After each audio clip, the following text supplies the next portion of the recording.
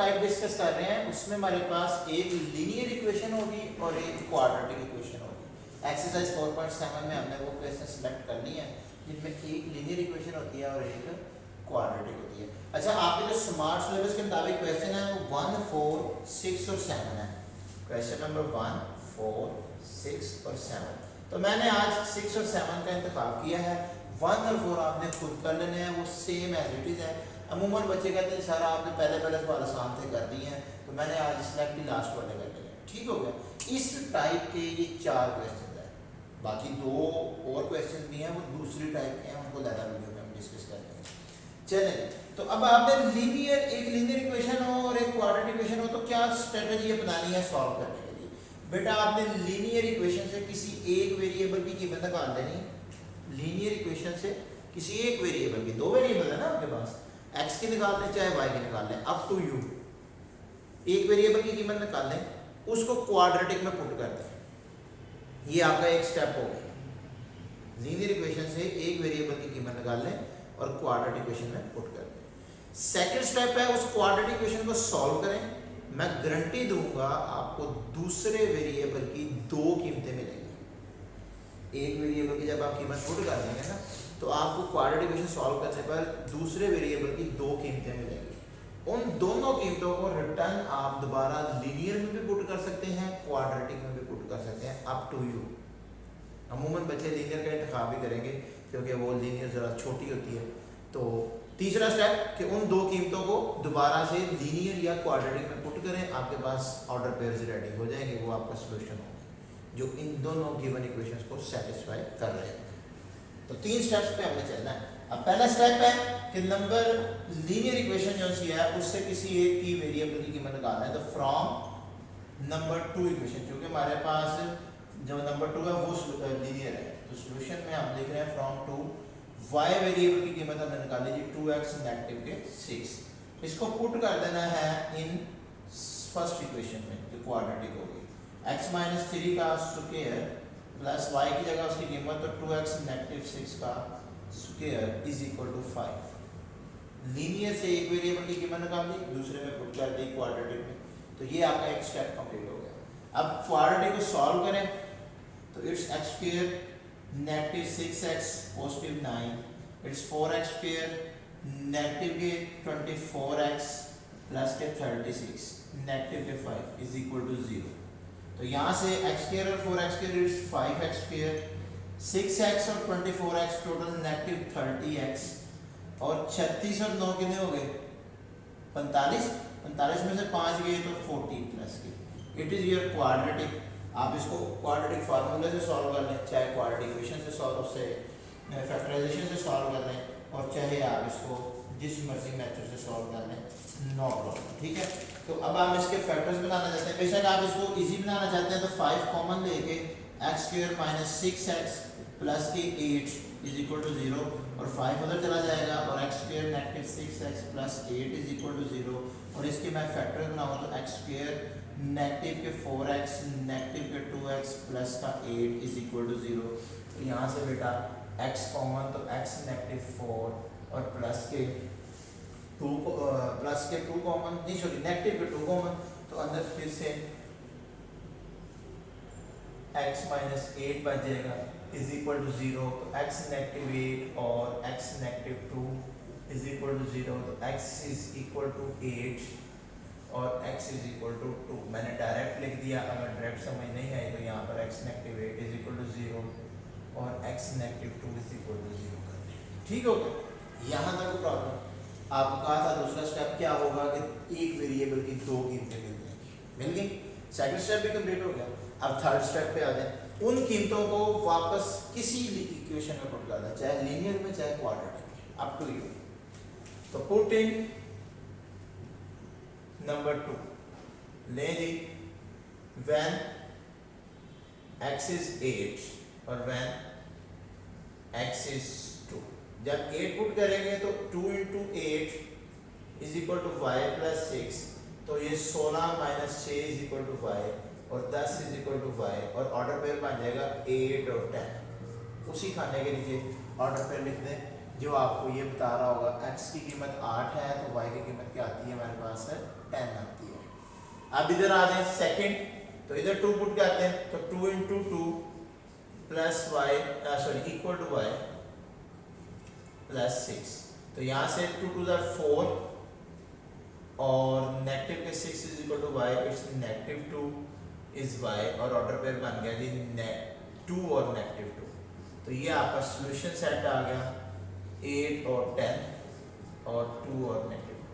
ये वो वैल्यूज हैं जो आपकी इस इक्वेशन को भी सेटिस्फाई गारंटी है और इस इक्वेशन को भी सेटिस्फाई करती है। तो फिर हमारी डेफिनेशन भी पूरी हो जाती है कि ऐसी इक्वेशन का सिस्टम जिसका सॉल्यूशन कॉमन होता है कि एक सॉल्यूशन है वो दोनों इक्वेशन को सेटिस्फाई कर रहा है, तो ये एक सॉल्यूशन है ये दोनों कॉमन इक्वेशन को सेटिस्फाई कर रहा है। तो सिमिलरली अब ये क्वेश्चन नंबर 6 कहते हैं it is also a linear and quadratic, क्योंकि ये इक्वेशन लीनियर है और ये क्वाड्रेटिक है। बज़ाहिर देखने में ये क्वाड्रेटिक नजर नहीं आ रही, लेकिन थोड़ी सी अरेंजमेंट करते हैं तो ये भी क्वाड्रेटिक हो जाएगी। चलिए मैं पहले आपको इसकी अरेंजमेंट करके फिर दिखा देता हूँ। ये एज इट इज रहने दें, इसको अगर हम एलसीएम से मल्टीप्लाई करें बाय एलसीएम तो इसकी फॉर्मेशन बन जाती है 3y और यहाँ पर 4 था तो 4x is equal to 2xy। Now this is quadratic. भला कैसे पता चला कि क्वाड्रेटिक है? जब वेरिएबल्स मल्टीप्लाई हो रहे हो तो उनकी पावर्स को ऐड करके डिग्री चेक होती है। तो इस टाइम इसकी पावर 1 और 1 ओवरऑल इसकी पावर 2 है, इस टर्म की पावर 1 है, इस टर्म की पावर भी 1 है, तो हाईएस्ट पावर इसकी कितनी बन गई 2 बन गई। दैट मींस इसकी डिग्री 2 है, दैट मींस ये क्वाड्रेटिक है। ठीक होगी बात? ये अब क्वाड्रेटिक है और ये आपके पास लीनियर है। 3x + 4y = 25। इसको नंबर 1 दे दिया, इसको नंबर 2 दे दिया। अब हमने 3 स्टेप्स पे अपना क्वेश्चन कंप्लीट करना है। पहला स्टेप क्या है कि लीनियर से किसी एक वेरिएबल की कीमत निकालनी है और क्वाड्रेटिक में पुट करनी है। तो नहीं जी, जिसकी मर्जी निकाल लें। तो 3x = फ्रॉम नंबर 1 25 - 4y और x = 25 - 4y/3। ये आपके पास लीनियर इक्वेशन की कीमत आ गई। लीनियर से किसी एक वेरिएबल इसको पुट कर दें इन नंबर 2। तो 3y + 4x की जगह आ जाएगा 25 - 4y/3 = 2x की जगह उसकी कीमत क्या है 25 - 4y/3 और y एज इट इज। यहाँ तक क्लियर बात बेटा? चले अब इसको, ये पहला स्टेप कंप्लीट हो गया। अब सेकंड स्टेप है कि इस क्वाड्रेटिक इक्वेशन को सॉल्व करें और एक वेरिएबल के दो आंसर हासिल करें। तो उसके लिए 3y + 4 अंदर मल्टीप्लाई होगा तो 100 - 16y/3 और यहाँ से y भी और 2 भी मल्टीप्लाई होगा तो 50y - 8y² और 3 से पूरी इक्वेशन मल्टीप्लाई हो जाती है तो ये 9y + 100 - 16y = 50y - 8y²। और जिसकी अरेंजमेंट करने पर 8y² उधर चला गया, माइनस के 50y प्लस के 9y प्लस का 100 माइनस के 16y = 0 और 8y² और 50y और 16y टोटल कितने हो गए 66y। सॉरी, उसमें से 9 ऐड भी कर देना, 66 में से 9 ऐड कर दिए तो टोटल 57y बन जाता है और प्लस के 100 = इट्स योर क्वाड्रेटिक इक्वेशन। ठीक होगी बात यहाँ तक? कोई प्रॉब्लम? 8y² प्लस नेगेटिव के 57y और प्लस के 100, यहाँ तक तो प्रॉब्लम है तो बता दें। नेक्स्ट, अब इसको क्वाड्रेटिक फार्मूले से सॉल्व कर लें, चाहे फैक्टराइजेशन लगा लें, चाहे आप उसके ऊपर वो लगा लें, फार्मूला लगा लें, आपकी मर्जी है। ठीक है ना? आप कंप्लीट स्केल लगा लें। चले जी, तो इसमें using quadratic formula x = b की वैल्यू 57 प्लस माइनस 57 का स्क्वायर -4, a की वैल्यू 8, c की value 100 square root divided by 2a की वैल्यू 8। यहाँ तक क्लियर होगी बात। तो नेक्स्ट स्टेप हम चलते हैं, हमारे पास इसका हमने स्क्वायर लेना है 57 प्लस क्यों लेंगे, सॉरी इधर y आएगा क्योंकि y क्वेश्चन में हम सॉल्व कर रहे हैं। तो y is equal to positive की 57 प्लस माइनस 57 का स्क्वायर कैलकुलेटर से लेते हैं 8 4 बार कितना होता है 32, 32 ज़रा 100 3200 आ जाएगा। नेगेटिव के यहाँ पर स्क्वायर लिख देता हूँ मैं भी यहाँ पे कैलकुलेटर से लेके या 16, आप इसको कैलकुलेटर से भी ले सकते हैं। 57 का स्क्वायर होता है जी 57 मल्टीप्लाई 57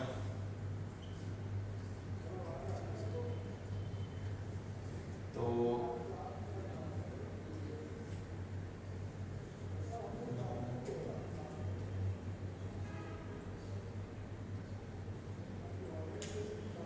32 49 ये 59 का स्क्वायर होता है। तो वहाँ से y is equal to 57 plus minus 49 square root divided by 16। तो यहाँ से इसको हम y is equal to 57 plus minus 7 over 16 लिख सकते हैं। तो यहाँ से y की दो कीमतें बन गई, y is equal to 57 plus 7 over 16 और y is equal to 57 negative 7 over 16। तो ये बन गया जी 57 में 7 जमा किए तो 64 बटा 16, 16 4 पर 64 तो y की कीमत 4 आ गई। ठीक हो गया। और यहाँ से y is equal to 50 over 16 तो ये y इज इक्वल टू 25 बटा 8, ये y की दूसरी कीमत है। एक वेरिएबल की आपको क्या हो गया, दो कीमतें मिल गई। अब हमें क्या करना है, इसको किसी भी एक इक्वेशन में पुट कर लें, चाहे लीनियर में चाहे क्वाड्रेटिक में, आपको यू तो मूवमेंट बच्चे लीनियर का ही इंतखाब करते हैं। तो पुट इन 1 दो खाने बन जाएंगे, एक दफ़ा when y is equal to 4 और एक दफ़ा when y is equal to 25 बटा 8। क्लियर होगी बात। तो y 4 पुट किया तो 3x प्लस 4y की जगह में 4 इज इक्वल टू 25, तो 3x इज इक्वल टू 25 और ये 16 तो जाके माइनस हो गया, तो 25 में 16 गए तो 9 इज इक्वल टू 3x और x इज इक्वल टू 3 और ऑर्डर पेयर बन गया 3 और 4। क्लियर है जी बेटा बात। नेक्स्ट इस ऑर्डर पेयर को सॉल्व करते हैं। तो 3x प्लस 4y की जगह 25 बटा 8 इज इक्वल टू 25, तो 4 दो बार कैंसिल हो गया, 3x is equal to 25 minus 25 बटा 2, तो 2 एलसीएम आ गया तो 50 माइनस 25, तो which is equal to 3x is equal to 25 बटा 2 और कटिंग होके ये इधर जाके डिवाइड हो जाएगा तो 25 बटा 6 बन जाएगा और ऑर्डर पेयर बन गया 25 बटा 6 और 25 बटा 8। तो ये सॉल्यूशन सेट में लिख सकते हैं आप 3/4 एक सॉल्यूशन सेट है और एक 25 बटा 6 और 25 बटा 8, ये ऑर्डर पेयर सॉल्यूशन सेट में। ये दो ऑर्डर पेयर्स हैं जो आपकी दी गई दोनों इक्वेशनों को सेटिस्फाई करेंगे। तो होप सो मैंने आपको तमाम की तमाम कंसेप्ट क्लियर करने की कोशिश की है। किसी भी तरह का कोई आपका क्वेश्चन आपके माइंड में हो तो कमेंट बॉक्स में लाजमी डिस्कस कीजिए। तब तक के लिए अल्लाह।